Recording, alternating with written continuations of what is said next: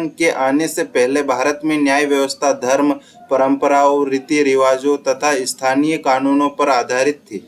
विभिन्न कालों में शासकों ने न्याय प्रदान करने के लिए अलग अलग व्यवस्थाएं विकसित की। प्राचीन भारत में धर्मशास्त्रों और स्मृतियों के आधार पर न्याय किया जाता था, जबकि मध्यकाल में मुस्लिम शासकों ने इस्लामी कानून को न्याय व्यवस्था का हिस्सा बनाया। न्याय का मुख्य उद्देश्य समाज में शांति व्यवस्था और न्याय की स्थापना करना था।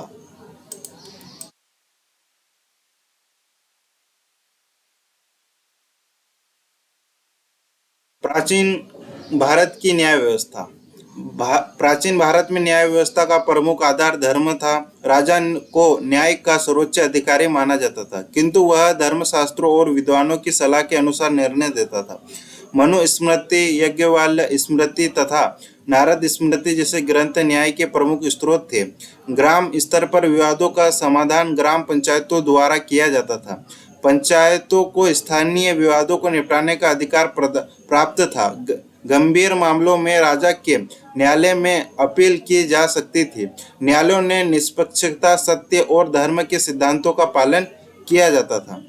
अब न्यायालयों की संरचना है, जो भी स्ट्रक्चर था उसको हम डिस्कस कर लेते हैं। जो भी आपको स्क्रीन पे जो भी डायग्राम दिखाई जा रहा है उसको देखिए आप, ठीक है। तो न्यायालयों की संरचना, इसको 4 भागों में विभाजित किया गया है। प्रथम है ग्राम पंचायत न्यायालय, सेकेंड है नगर न्यायालय, थर्ड है प्रांतीय न्यायालय, फोर्थ है न्यायालय राजा का न्यायालय, ठीक है। ये चारों डिस्कस कर लिए अपन ने।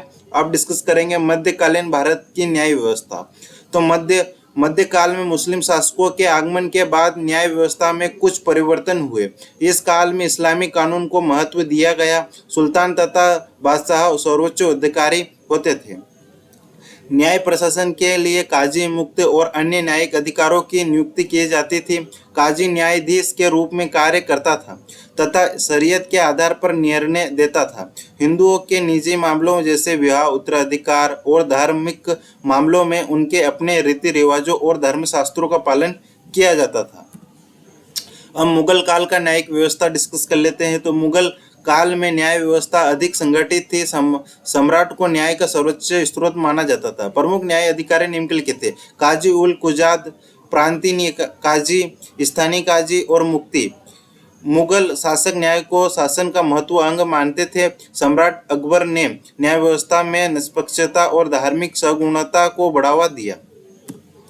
ब्रिटिश शासन के आगमन का प्रभाव डिस्कस कर लेते हैं। जब ब्रिटिश भारत में आए तब उन्होंने भारतीय न्याय व्यवस्था का अध्ययन किया। बाद में उन्होंने आधुनिक न्यायालयों, लिखित कानूनों और अपीलों की व्यवस्था प्रणाली की स्थापना की।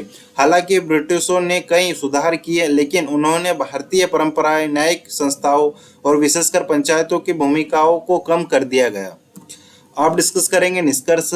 ब्रिटिश शासन के आगमन से पूर्व भारतीय न्याय व्यवस्था धार्मिक परंपराओं और स्थानीय रीति रिवाजों पर आधारित थी। प्राचीन और मध्यकालीन भारत में न्याय प्रदान करने के लिए विभिन्न संस्थाएं कार्यरत थे। ग्राम पंचायतों, काजियों तथा राजाओं के न्यायालयों ने समाज में न्याय और व्यवस्था बनाए रखने में महत्वपूर्ण भूमिका निभाई। यद्यपि इसमें कुछ कमियां थी, फिर भी यह भारतीय समाज की आवश्यकताओं के अनुरूप भी और भारतीय न्याय एक परंपरा की मजबूत नींव का निर्माण करती थी। आज के वीडियो में इतना ही। जय हिंद, जय भारत।